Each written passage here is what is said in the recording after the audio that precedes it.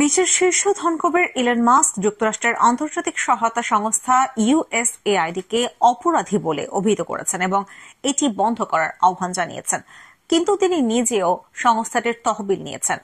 মার্কিন সরকারের তথ্য অনুসারে গত 4 বছরে সংস্থাটি মাস্কের ইন্টারনেট কোম্পানি স্টারলিংককে $10 লাখ দিয়েছে। এর আগে ইউক্রেন স্টারলিংকের স্যাটেলাইট ইন্টারনেট সেবা দেওয়ার জন্য ইলন মাস্কের কোম্পানিতে $30 লাখ দিয়েছিল। এর আগে ইউক্রেনে স্টারলিংকের স্যাটেলাইট ইন্টারনেট সেবা দেওয়ার জন্য ইলন মাস্কের কোম্পানিতে $30 লাখ দিয়েছিল USAID।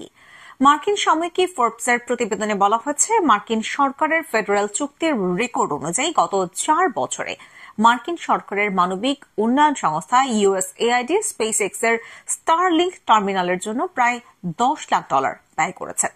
মূলত জিম্বাবুয়ে ও দক্ষিণ আফ্রিকায় স্যাটেলাইট ইন্টারনেট ব্যবস্থা সরবরাহের জন্য এই অর্থ দেওয়া হয়েছিল।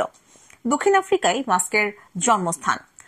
স্টারলিংকের সঙ্গে USAID এর সবচেয়ে গুরুত্বপূর্ণ অংশীদারত্ব ছিল 2022 সালে। সে বছর সংস্থাটি ইউক্রেনে 5,000 স্টারলিংক টার্মিনাল পাঠানোর জন্য প্রায় $30 লাখ দিয়েছিল। যুদ্ধ শুরুর পরপরই এসব টার্মিনাল বিনামূল্যে সরবরাহ করা হয়। গত বছরের নভেম্বরে মাস্ক তার এক্স প্ল্যাটফর্মে লিখেছিলেন, ইউক্রেন রাশিয়ার দখলে চলে যায়নি, এর একটি বড় কারণ স্টারলিংকের সহায়তা। তবে সেই মাস্কই গত 24 ঘন্টায় বলেছেন তার ডিপার্টমেন্ট অব গভর্নমেন্ট এফিসিয়েন্সি বা সরকারি কর্মদক্ষতা বিভাগ USAID বন্ধ করার অনুমতি পেয়েছেন। সপ্তাহান্তে খবর আসে যে DOGE এর কর্মকর্তারা USAID দপ্তরে ঢুকে বিভিন্ন নথি ও স্পর্শকাতর তথ্য সংগ্রহের চেষ্টা করেছেন। এরই মধ্যে সংস্থাটির শত শত কর্মীকে বরখাস্ত বা সাময়িক ছুটিতে পাঠানো হয়েছে। সংস্থাটির ওয়েবসাইট বন্ধ করা হয়েছে।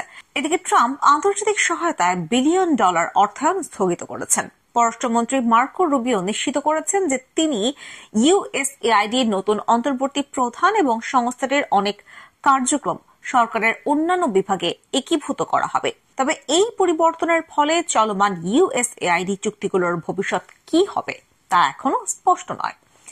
SpaceX এই বিষয়ে কোনো মন্তব্য করেনি।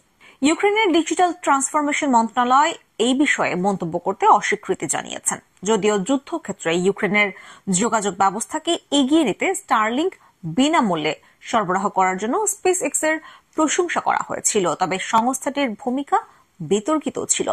প্রতিবেদনে জানা যায় 2022 সালে ইউক্রেন যখন কৃষ্ণ সাগরে অবস্থিত রুশ নৌবহরে হামলার পরিকল্পনা করছিল, তখন মাস্ক স্টারলিংকের ইন্টারনেট সংযোগ বন্ধ করে দেন। মার্কিন আইন প্রণেতারা উদ্বেগ প্রকাশ করেছেন যে রাশিয়া অবৈধভাবে স্টারলিংক টার্মিনাল সংগ্রহ করেছে, তবে মাস্ক এই অভিযোগ অস্বীকার করেছেন এবং বলেছেন কোন টার্মিনাল মস্কোতে বিক্রি করা হয়নি। USAID 2022 সালে SpaceX এর সঙ্গে অংশীদারত্ব ঘোষণা করে। এর 6 মাস পর সংস্থাটি উচ্চ খরচ দেখিয়ে ইউক্রেনে স্টারলিংকের পরিষেবা বন্ধ করার হুমকি দেয়, তবে পরে তারা সেই সিদ্ধান্ত প্রত্যাহার করে। এর আগে ইলন মাস্ক সামাজিক যোগাযোগ মাধ্যম এক্সে শেয়ার করা পৃথক 3টি টুইটে বলেছেন, আপনারা জানেন কি USAID আপনাদের ট্যাক্সের টাকায় জৈব অস্ত্র গবেষণায় অর্থায়ন করেছে। এর মধ্যে COVID-19 এর মতো জীবাণুও অন্তর্ভুক্ত, যার কারণে কয়েক কোটি মানুষ মারা গেছেন। আরেক টুইটে তিনি বলেন, USAID তাদের প্রোপাগান্ডা প্রচারের জন্য গণমাধ্যমগুলোকে বিপুল পরিমাণ টাকা দিয়েছে। আলাদা এক টুইটে তিনি ঘোষণা করেন যে মার্কিন আন্তর্জাতিক উন্নয়ন সংস্থা USAID মরে যাওয়া উচিত।